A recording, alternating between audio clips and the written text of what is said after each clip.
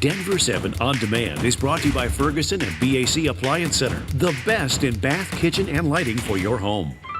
I'm Shannon Ogden with the latest from Denver 7. It is crunch time in the race for Denver mayor. Candidates are pulling out all the stops in the hopes of winning over voters ahead of tomorrow's election. And there are still plenty of ballots out there for the taking. As of 4 o'clock this afternoon, only 95,000 of Denver's 406,000 registered voters had turned in ballots. Denver 7's Jennifer Kovaleski is covering the campaigns tonight. What's up?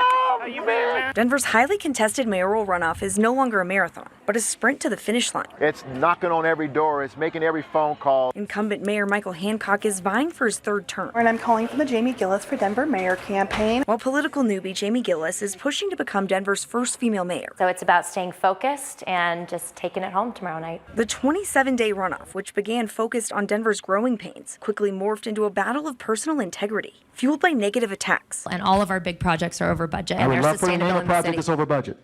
Name one. Issues of race. National African American.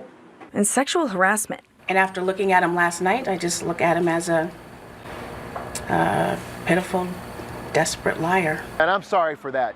You know, it's certainly not the way I want to campaign, and certainly not the way I expected to be involved in the campaign. Well, I came into this as a political newbie. I'm not a politician. I'm not polished. I've certainly made some missteps along the way and made apologies. With just 1 day left in the race for Denver's future, political experts say unseating an incumbent in a booming economy is no easy task. But what will be key is voter turnout. It's too important to sit on the sideline. We've got to show up in this city, vote for the future of Denver, vote for continued progress. And I think it's time for that change. It's time for us to really think forward to our future. And the mayor's race isn't the only question on the ballot. Voters will also be asked to decide an initiative that would prevent taxpayer dollars from going toward Olympic Games without the people's approval. City council races also will be decided tomorrow, and you can catch our election coverage right now on thedenverchannel.com. Tonight, Aurora leaders will take up a far-reaching oil and gas agreement with Conoco. We're talking about 45 sites, actually more than that, many of them in remote locations. Some are in the areas that could one day be homes to thousands of families. Others are within a quarter mile of existing homes. Before a vote is taken, the public will be allowed to weigh in. We'll let you know how that goes. Also tonight, Aurora could finalize a deal to rezone a plot of land that was once home to several families. The now former Denver Meadows Mobile Home Park is near the Anschutz Medical Campus, just north of East Colfax. The owner sees it as prime real estate, but redeveloping it meant pushing out everyone who lives there. Well, several residents have fought back, but in the end, the owner won, the city agreeing to a $300,000 payout to be shared among those remaining residents. You know, few things around here get people fired up like prairie dogs. Some believe we should do all we can to protect them. Others say they're no better than vermin. And in the case of a Broomfield development, those two types of people just happen to live right next to each other. Here's Denver 7's Russell Haythorne. It's a development going in on top of a prairie dog colony, pitting neighbor against neighbor. They can be safely removed, you know, without any harm done. I don't want to belittle it. I love animals like anybody else, but, you know, there comes a point where you got to make a decision. Prairie dogs carry diseases and all kinds of things.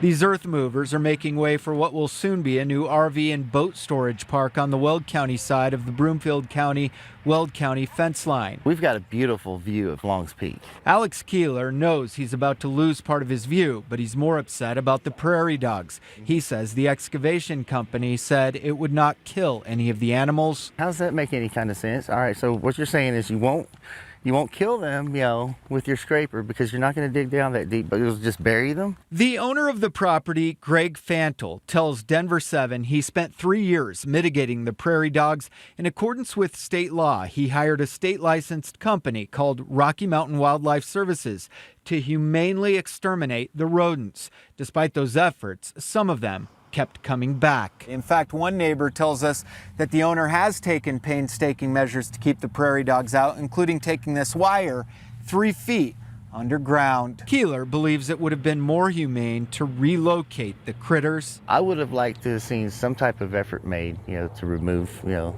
the animals and then relocate them. Earl Legorin, on the other hand, calls that ridiculous. I mean, I'm not against prairie dogs and everything else, but so they're going to relocate them where? On somebody else's property? So they're somebody else's problem? In Weld County, Russell Haythorne, Denver 7. And from the First Alert Weather Center, let's take a look at your forecast, shall we? After a bumpy start to the week, things are going to get a little calmer, although we are seeing some chance of storms, as we are wont to do this time of year. But all in all, not bad, and no snow, so that's good. This has been your Denver 7 On Demand update. Thanks for checking us out. We'll have another one for you later tonight. Also, download the Denver 7 app for breaking news and alerts. I'm Shannon Ogden.